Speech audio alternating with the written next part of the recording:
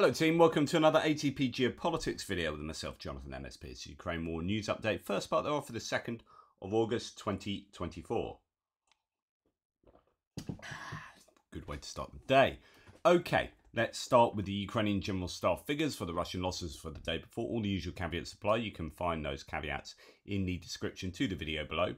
Some slightly lower numbers in a few of these categories. So 1,100 personnel lost is still a pretty hefty number for the Russian personnel losses.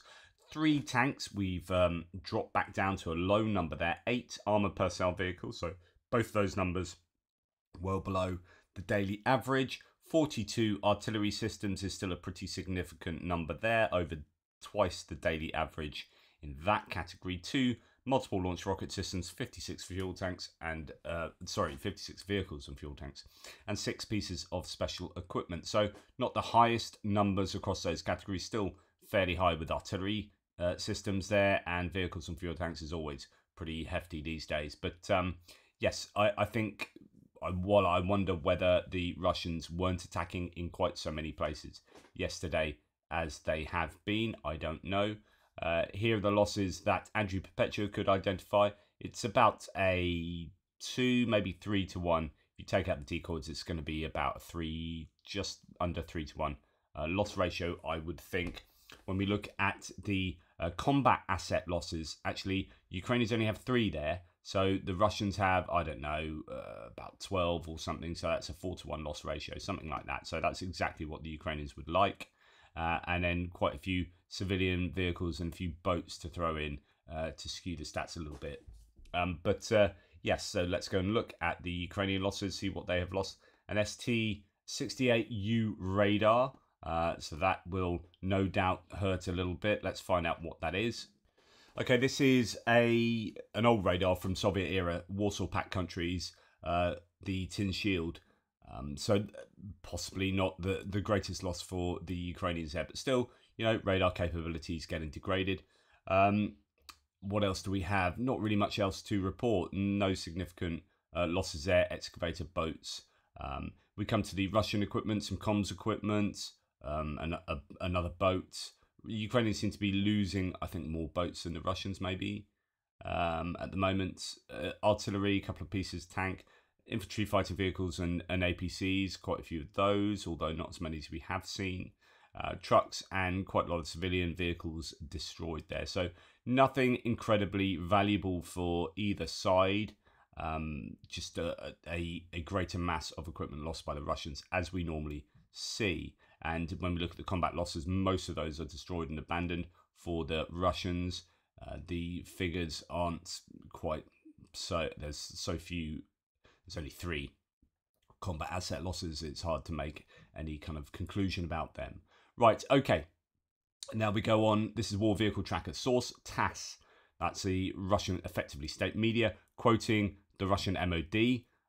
We are so done, he says, I think somewhat sarcastically here. So, quote, if true, the future looks bleak. Wait till he finds out what the ATACMS does to an S-400. More on that in a second, actually, because that has just happened. Okay, so the claim here from alternative news, they appear to be fairly pro-Russian, saying, Russia strikes 3 US-made Patriots. The Russian military has conducted successful strikes on 3 US-made Patriot air defense systems, Moscow has said. If true, then the future looks bleak for Ukraine and NATO. Yeah. The if true bit is probably doing a lot of heavy lifting. I don't think that is true. I mean, they might have hit elements of Patriots over time. There's no doubt we've seen a couple of launches hit sometime back. Then there was that battery that was mildly damaged right at the beginning of when they got Patriots to Kyiv, if you remember. But other than that, I haven't heard much. And yeah, I doubt that this is the case. Russia striking 3 US-made Patriots, especially since were the 2 launches that were hit previously were the German ones loaded onto trucks anyway. So yeah, you could believe that and indeed think that the future does look bleak for the Ukrainians, or you could dismiss that as probably a load of nonsense.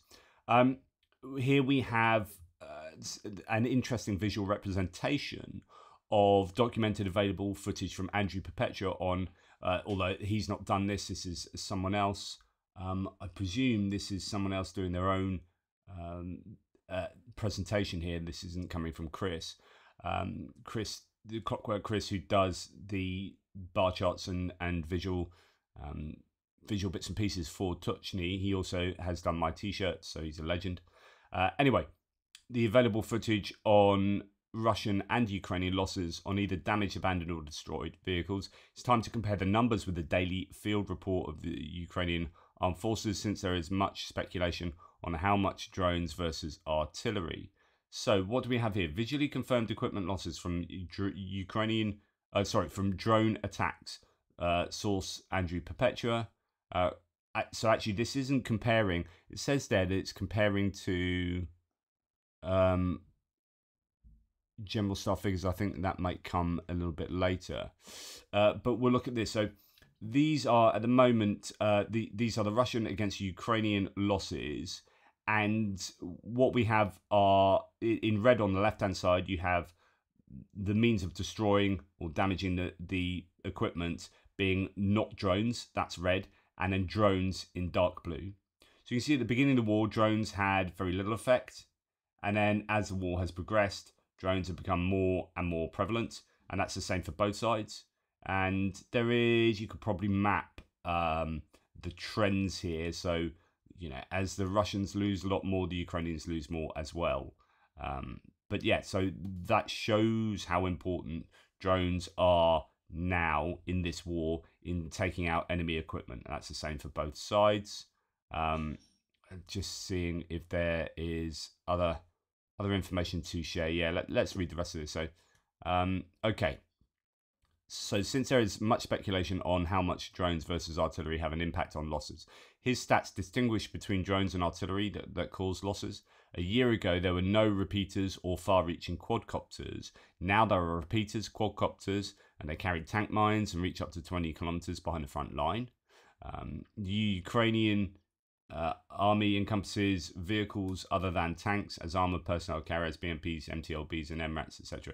In recent months, the charts have shown a degree of correlation, the relatively minor discrepancy with relatively minor discrepancies. The deviation of these assets are currently around 35%. So, let's have a look at this this graph. Visually confirmed armored personnel losses by month and the Russia-Ukrainian ratio. So field reports are in green, ratio Ukrainian Russian losses here. So goodness me, there's a lot going on in this map. I'm trying to work out what the ratio is supposed to be there. Ratio of Russian to Ukrainian losses. So when you have a larger red and a smaller orange, then you have higher points on this linear graph. I think that's what it looks like to me. Yeah, really high there. And it comes back down. But yes, yeah, that seems to be the case. So more Ukrainian losses right back here in August 2023. And of course, that was when the Ukrainians were attacking May, June, July, August. And they were losing stuff around Malatok, Machka, in the Robotina area and other places. But yes, so there you go. That's your ratios. And this is what I talk about on a daily basis. Like the ratios need to be in favour of the Ukrainians by about sort of 3-1. Well, here, interestingly, your 3-1 is about there. So actually, most of the time around here, the ratios are in favour of the Ukrainians, and that would lead to, you would imagine, even my kind of intuitive ratio of 3-1 being needed is correct, then this kind of activity would show that the Russians are losing at unsustainable rates. It's dropped somewhat more recently as Ukrainian losses have gone up in June and July, but Russian losses have stayed really high. I wonder if that's because Lancets have come back on. We've seen a lot of Lancet strikes. We've seen quite a lot of Ukrainian losses up in the Kharkiv direction, especially initially, and that would have skewed the, it's not like the Ukrainian loss has gone up massively, but it does affect the ratio quite considerably. And that's why you get this ratio coming down. Russian losses, though, are still massively high. So that's an important thing to note. So it's not just about the ratio when looking at the Russian. Well, it is about the ratio if you're looking about whether Ukraine can sustain those losses. But in terms of just if you're looking at just Russia alone, I mean, these losses are they're huge, aren't they? Staggering losses. For tanks, the correlation is even smaller and only about 20% off from the Ukrainian field reports. There's no reliable Russian sources for footage of the destruction of Ukrainian weapons. Russian footage that is available is so bad or cut off at moments when evidence could have been seen. So what do we have here? So visually confirmed tank losses by month and the Russian-Ukrainian ratio. So field reports in green. So that's those be your general staff figures. Worth going back actually looking at the general staff figures compared to these losses here and whether it does look like they track. So what you'd want, yeah, they really do look like they track, don't they? What you want is that, so let's go back to here. You want these to be accurate. Obviously you want the general staff figures to be accurate, but if they're not accurate, what you'd like them to be is consistently inaccurate. In other words, that it's not like they're just random and they're plucking numbers out their posteriors. What you want is, okay, if you're not accurate, let's assume you're 10% every single day inaccurate. And then you can look at daily loss figures from Andrew Perpetua, track those onto the general staff figure losses and go, yeah, okay, they're tracking with each other. So this difference here between, you know, the Russian, the claimed, the visually confirmed losses and the general staff losses, is that difference because you can't see everything? So there's going to be a lot of that. A lot of this difference here will be, if I understand this graph correctly, by the way, a lot of this difference will be, well, we just haven't seen that footage. I showed you imagery of a helicopter that hadn't been seen for 2 years, and it's just been found. And so you will have an awful lot of equipment that will not be found. And some of it will never be found because it's blown up, it's damaged or destroyed, and then it's recovered before you've seen the imagery of it, right? So there will be some things that will forever be missing. And then part of this might be over egging the statistics. So if the Ukrainians are being inaccurate for propaganda reasons or for just simple inaccuracy, or, you know, people upping their stats from a unit level to make themselves look better, whatever reason you can think of, there might be some inaccuracy here. So this is going to be inaccuracy plus not having seen the stuff yet. It's mainly going to be not having seen the stuff yet. The question is, how inaccurate are the stats? But it's always good news if you can see a correlation between the trends, because it does mean that the general staff figures are tracking reality at least somewhat, right? Hopefully that makes sense. So let's go to the tank losses, which let's have a look. So tank losses look pretty staggering for the Russians and fairly consistent for the Ukrainians there. We have some really high ratios for the Russian losses, and at certain times during the war. So here we have October 2023. Now the question is, why have you got a really high number of Russian losses here and a high ratio? Well, this was the time that they were attacking around the north of Avdiivka, and they were sending huge numbers of vehicles, losing a lot of material, and the Ukrainians weren't particularly attacking at that time. So this would have been a heavy ratio of Russian losses to Ukrainian losses in the Ukrainians' favour, and that's kind of what you see. And we see around here, January and February, some much higher losses of this year of Ukrainian materiel, of Ukrainian tanks. Why is that? What was going on there? So there are questions about that. And then the Russians start losing more and more. This is where we have seen just Kostantinivka, Novomykhailivka. So Novomykhailivka, you saw the loss of, now it's over 400 vehicles. I know the Pokrovsk direction still. So the Russians are just losing phenomenal amounts of vehicles. And even though the Ukrainians are losing quite a few, you know, if you're looking at the amount that they're losing here compared to earlier on in the war, this is quite a lot, but the Russians are losing phenomenal amounts. So you're getting to a 5-to-1 ratio. And look how much closer it's getting. So this is where he says, for tanks, the correlation is even smaller and only about 20% off from the Ukrainian field reports. So, you're not far away here, and they are tracking, although that one doesn't track there for some reason. But okay, this could be what it means by the correlation is smaller. So the trends don't correlate so much. There occasionally are, that's up from previously, and that goes right up there. This seems to be correlating nicely in more recent times, although the correlation is off there. But yeah, got very close as well to the general staff figures as well, which is interesting. So how is that? Because we are seeing so much footage now that it's more difficult to not recognize, to not spot every single tank that's being lost. There's just so much drone footage and so much satellite analysis, satellite imagery analysis, that actually it's more difficult to have things go missing and not be spotted. More difficult now than it was before. I wonder if that's the case a little bit in the APCs and other vehicles. Yeah, it definitely looks closer here, doesn't it? Than over, I mean, this month is well off. So I don't know. I'll be interested to see what your thoughts on these graphs are. Hopefully I've interpreted them correctly. This is literally the first time I've seen them. I thought it'd be interesting to go through, but I didn't look at them. I just trust my own judgment on the sources here. Right, now we're going to go on to see some footage here of a drone saving another drone. We've seen this plenty of times before, but just remember that plenty of drones drop out the sky due to electronic warfare, and they then plonk down to the ground.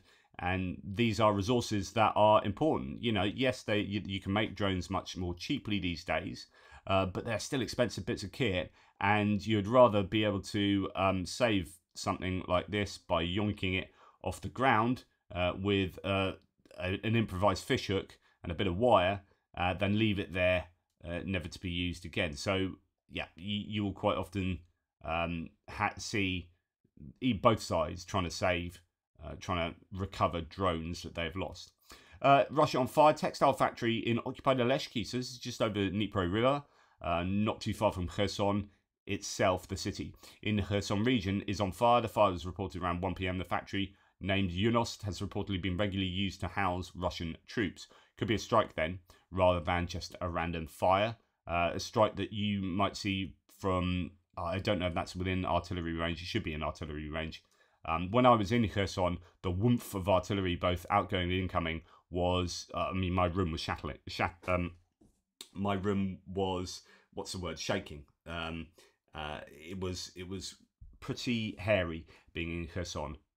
There's an awful lot of artillery going both ways over that river. Right, let's go to distant strikes. And it wasn't, I don't think, a busy night for the Ukrainians. I haven't seen any news about drones or missiles that they received. Here's some stats for the month of July, as according to Ukrainian review. These are the interception rates. So Shahid drone interception rates for the whole month, 391 out of 427. So first thing to note, yes, I told you that of all of the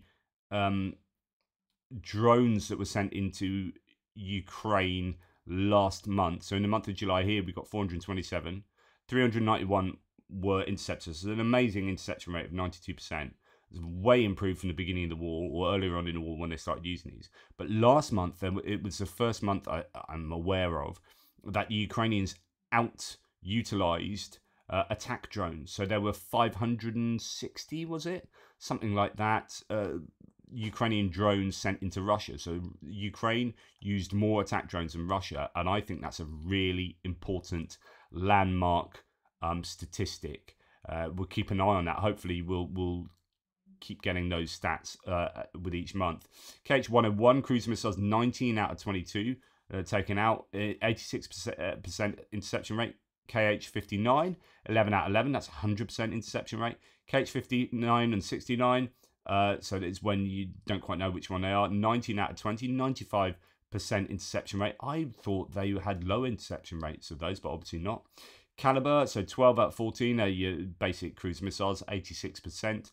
Iskander-K, 1 out of 4, 25%. We're getting really ballistic missiles here. Iskander-M, 3 out of 22, 14%.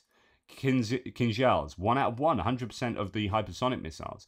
KH-22, 0 out of 2.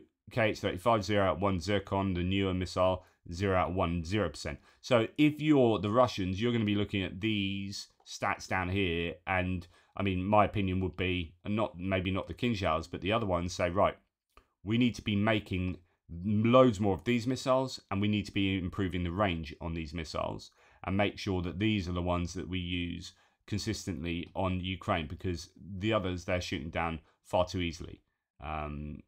Okay, maybe send in waves of drones to exhaust interceptors, or maybe not those. Maybe use waves of calibers or whatever cruise missile you got the most of. Although they are running low on these pieces of weaponry, but you can maybe try and overwhelm the defenses, use up some interceptors, and then flood them with those these missiles that the Ukrainians struggle to shoot down. And I'm sure that's kind of what they're doing.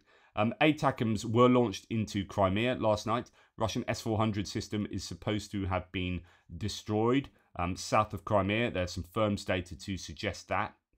You can catch the ATACMS being launched here, being recorded from, I think, inside a car looking on. So overnight, Ukrainian forces successfully struck Russian S-300, S-400 SAM battery south of Russian-occupied city of Sevastopol. Seen here, secondary explosions, likely burning missile fuel, filmed from nearby. So you can go and watch this footage. I get in trouble if I show it too closely. Smoke plume rising from the site, still visible. And then local sources report the burning material, possibly chunks of missile propellant, fell on nearby buildings. NASA's firm's orbital fire monitoring system detected multiple hotspots around 11 o'clock last night, local time. Now, Russian-occupied Sevastopol hit by overnight by drones and ATACMS missiles. This is the important part for me. Local officials, but they are officials. I'd read that earlier as local. I missed the officials. I read it as locals. Claim that most were intercepted. Debris reportedly damaged houses. Strikes may have been targeted 13th ship repair plant in Kylan Bay.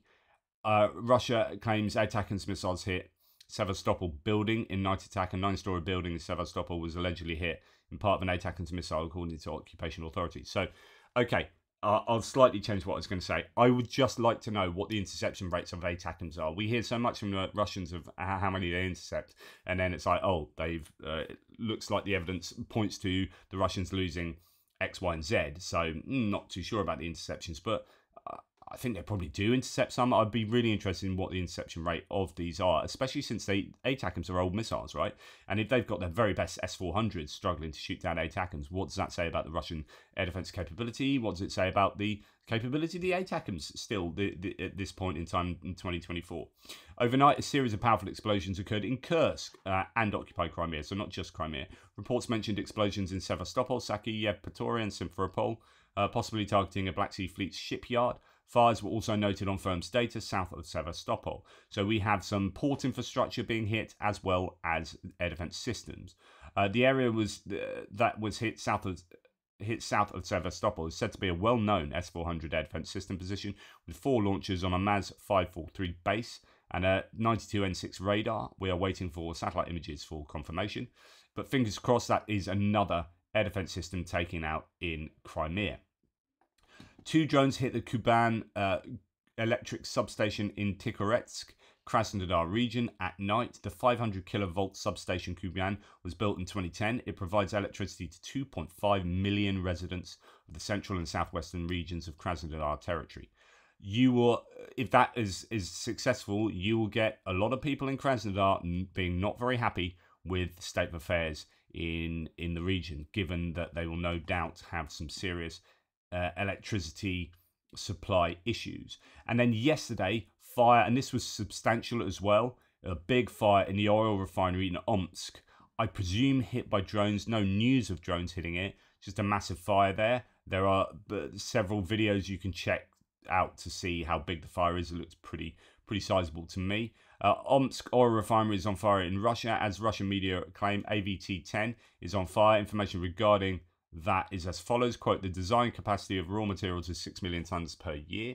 The products obtained are fuel gas, liquefied gas, straight-run gasoline fractions, straight-run diesel fraction, vacuum gas, oil, and tar. Built according to standard design called ELOU AVT6. 6 is productivity. At other plants, it is called ELOU AVT6, but at the Omsk oil refinery, the name was taken and the unit was called AVT10. I don't know whether that means that actually it has 10 million tons of raw materials a year. So it could have been up to, and it is talked this is the biggest refinery. The cause of the fire is unknown. Drone attacks were not reported. Plus, Omsk is quite far away from the front lines at 2,500 kilometers. This is a long way from Ukraine.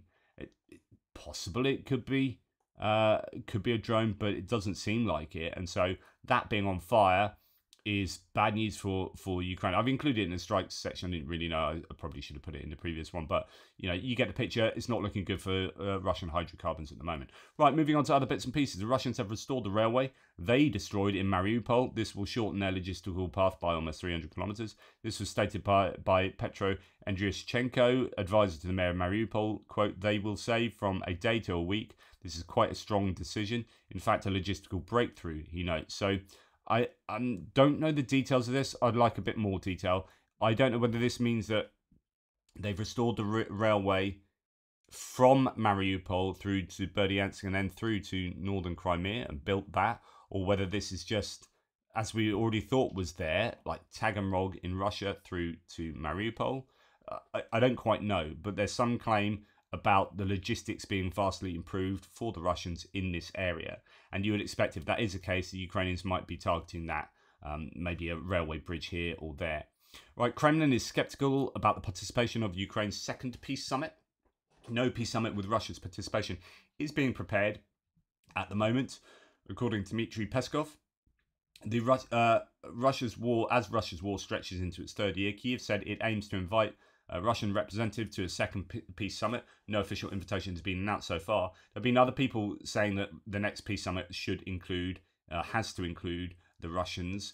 Several European, I think, spokespeople saying that. So interesting that there is no evidence that will take place yet from a Russian point of view. Now, I'm going to be talking about the prisoner exchange in my geopolitics section because I think it was quite remarkable yesterday. And it is actually a real coup for the Biden administration. They worked really hard with other countries. I think Germany particularly had to, basically, other nations were releasing people of immense leverage for an American swap. And so you only do that if they trust you and if you are working well together. And so I think this is a sign of really good international cooperation. I think that these people being released is just good in general. But then you get this. I've included this in this section because nothing confirms the power of the Russian disinformation machine more than the fact that this gargoyle lizard bastard, caked with makeup and Botox, is now the model of masculinity for 20% of the Western world. I just look at this picture and I go back to the Turning Point, the Netflix documentary. There are several Turning Point documentaries. Someone was speaking to me yesterday about one that seems to be about the Middle East. I was like, oh, I've not watched that. He's like, thank you for putting me onto this. I was like, I haven't.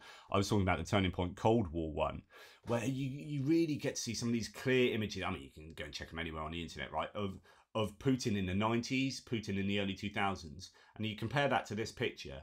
And you're like, even if that old Putin had Botox, like, this is a different, I swear down, as my kids would say, I swear down that this is a different Putin.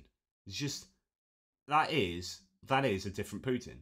Look at the eyes. He is more of this Putin, this possibly body double, who is hugging and sort of kissing, if you like, the people he's meeting, certainly hugging them. That's not something that the other Putin does, who's afraid of, he's a bit of a germaphobe or whatever, sits a long way from people.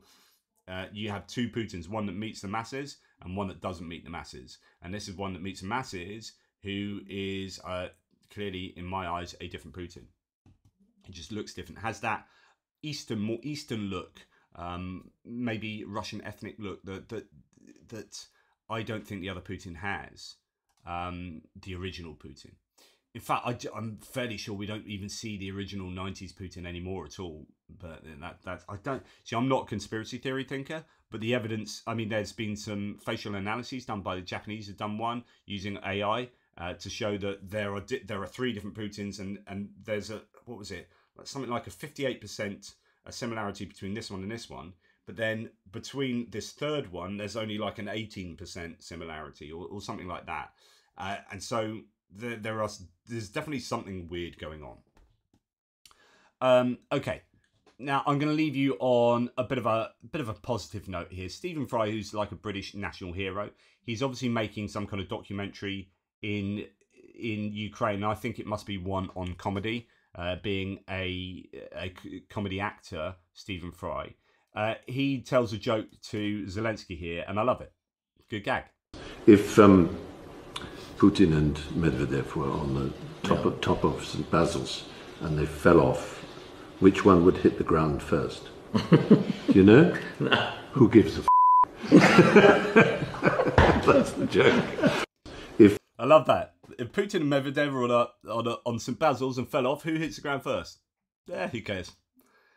In slightly more colourful language. And actually, this is him talking at a comedy club. And I just, let's end this on a positive. Lighten the mood by accepting an invitation by Vasil Baidak, a comedian whom I met at the summit, to join him at his favourite club.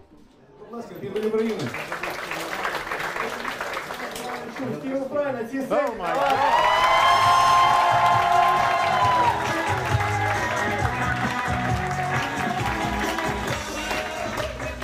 The thing I've seen more than anything else is the thing that this club is dedicated to, and that is laughter. It astonishes me. But everywhere I saw laughter. I spoke to two boys who had lost a leg each, and they had a new prosthetic leg. And they were laughing and laughing. One of them had got them in America. He'd put an American sock on. He'd put a speaker in his knee, with one of those JBL Bluetooth speakers in his knee. And I asked him why, and he said, because I can. And it almost made me cry, like the best laughter does. To think, all my life I've tried to persuade people that laughter is the most powerful, unique, identifying weapon that human beings have.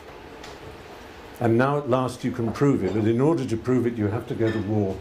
You have to go to war to realize that laughter is part of your armory. But laughter gives you energy. Laughter gives you a spring in your step. Laughter makes you kings and queens of the world. It means you do go on. It means you say, in the politest Ukrainian way, you. We will go on. We will never stop. Slava Ukraine, as you like to say.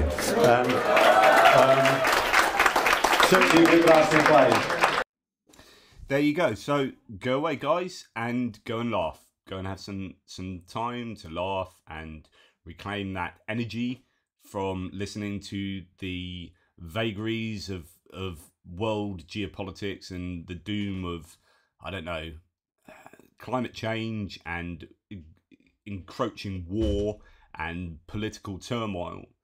Don't ignore that stuff. Do something about that stuff, but go away and laugh. Anyway, take care, guys. Speak soon.